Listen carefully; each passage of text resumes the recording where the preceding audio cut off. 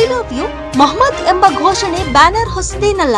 Banner ಮೊದಲೆಲ್ಲ ಹಾಕುತ್ತಿದ್ರು, ಅದನ್ನು ಈಗ ವಿವಾದವಾಗಿ ಸೃಷ್ಟಿ ಮಾಡಿದ್ದಾರೆ ಅಂತ ಗದಗ್ನಲ್ಲಿ ಯತೀಂದ್ರ ಸಿದ್ದರಾಮಯ್ಯ ಪ್ರತಿಕ್ರಿಯೆ ನೀಡಿದ್ದಾರೆ.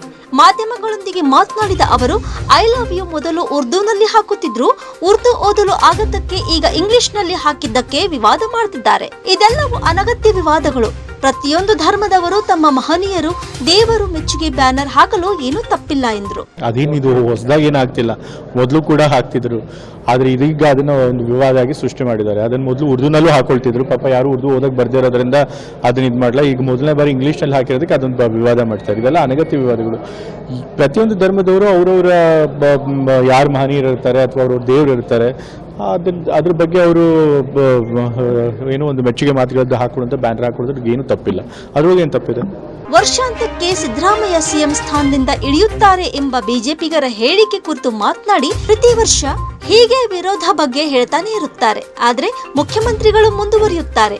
ಮುಖ್ಯಮಂತ್ರಿ ಸ್ಥಾನ ಯಾವುದೇ ಚರ್ಚೆ ಆಗಿಲ್ಲ ಅಂತ ಸರ್ಜೇವಾಲ್ ಅವರು ಸ್ಪಷ್ಟೀಕರಣ ಕೊಟ್ಟಿದ್ದಾರೆ. ಸಿಎಂ ಸಿದ್ದರಾಮಯ್ಯ ಇದ್ದಾರೆ, ಅವರೇ ಮುಂದುವರಿಯುತ್ತಾರೆ, ಸಿಎಂ ಅವರೇ ಹೇಳಿದ್ದಾರೆ. ಮುಂದಿನ 5 ವರ್ಷ ನಾನೇ ಇರ್ತೀನಿ, ದಸರಾ ಉದ್ಘಾಟನೆ ಮಾಡ್ತೀನಿ ಅಂತ ಸಿಎಂ ಅವರು ಅಂದಿದ್ದಾರೆ. ಅವರು ಹೇಳಿದ ಮೇಲೆ ಅವರೇ ಮುಂದುವರಿಯುತ್ತಾರೆ ಎಂದರು. ಇನ್ನು ಜಿಎಸ್ಟಿ ವಿಚಾರವಾಗಿ ಕೇಂದ್ರ ವಿರುದ್ಧ ಹರಿಹಾಯ್ದರು. ಅವ್ರು ಹಂಗೆ ಹೇಳ್ತಾನೆ ಇರ್ತಾರೆ, ಆದ್ರೆ ಮುಖ್ಯಮಂತ್ರಿಗಳು ಕಂಟಿನ್ಯೂ ಮಾಡ್ತಿದ್ದಾರೆ.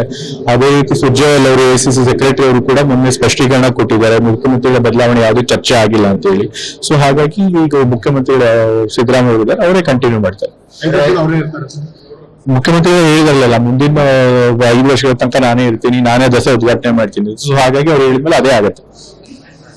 ಅದೇ ಅದನ್ನು ಮುಖ್ಯಮಂತ್ರಿ ಹೇಳಿದಾರಲ್ಲ, ಈಗ GST ಕಡಿತಗೊಳಿಸೋದ್ರಿಂದ ಕಮ್ಮಿ ಮಾಡೋದ್ರಿಂದ ನಮ್ಮ ರಾಜ್ಯಕ್ಕೆ ಬಹಳಷ್ಟು ನಷ್ಟ ಆಗ್ತಾ ಇದೆ. ಸೊ ಹಾಗಾಗಿ ಅದಕ್ಕೆ ಪರಿಹಾರ ಕೊಡಬೇಕು ಅಂತ ಹೇಳಿ ಮುಖ್ಯಮಂತ್ರಿಗಳು ಕೇಳ್ಕೊಂಡಿದ್ದಾರೆ ಕೇಂದ್ರ ಸರ್ಕಾರದವ್ರನ್ನ ಮತ್ತೆ ಫೈನಾನ್ಸ್ ಮಿನಿಸ್ಟರ್ನ.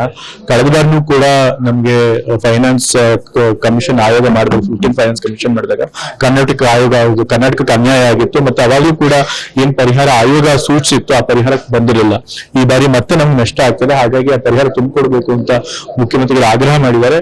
ಸೊ ನಾನು ಕೂಡ ನಮ್ಮ ಕರ್ನಾಟಕದ ರಾಜ್ಯದ ಜನಪ್ರತಿನಿಧಿಯಾಗಿ ನಾನು ಕೂಡ ಕೇಂದ್ರ ಸರ್ಕಾರ GST ಕಟ್ತಿರೋಂಥದ್ದು ನಾವು ಎಷ್ಟು ಟ್ಯಾಕ್ಸ್ ಕೊಡ್ತಾ ಇದೀವಿ ಅದು ನಮ್ಗೆ ಕಮ್ಮಿ ಬರ್ತಾ ಇದೆ.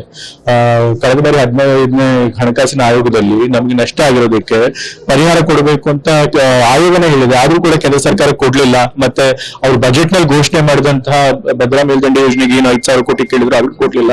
ಬಜೆಟ್ ನಲ್ಲಿ ಪೆರಿಫರಲ್ ರಿಂಗ್ ರೋಡ್ಗೆ ಮತ್ತೆ ಇದು ಕೊಡ್ತೀವಿ ಅಂತ ಹೇಳಿದ್ರು, ಲೇಕ್ ಡೆವಲಪ್ಮೆಂಟ್ಗೆ, ಅದಕ್ಕೂ ಕೊಡ್ಲಿಲ್ಲ. ಸೊ ಹೀಗಾಗಿ ಅವ್ರು ಕೊಟ್ಟಿರೋದನ್ನ ಮುಖ್ಯಮಂತ್ರಿಗಳು ಕೇಳಿದ್ದಾರೆ, ಅದು ನ್ಯಾಯಯುತವಾಗಿದೆ. ಸೊ ಹಾಗಾಗಿ ನಾವು ಕೂಡ ಅದನ್ನೇ ಕೇಳ್ತಾ ಇದ್ದೀವಿ, GST ಇಂದ ನಮ್ಗೇನು ಕಡಿತ ಮಾಡೋದ್ರಿಂದ ನಷ್ಟ ಆಗುತ್ತೆ ಅದನ್ನು ಭರಿಸ್ಕೊಡ್ಬೇಕು ಅಂತ ಹೇಳ್ತೀವಿ. Rise of news, Gadag.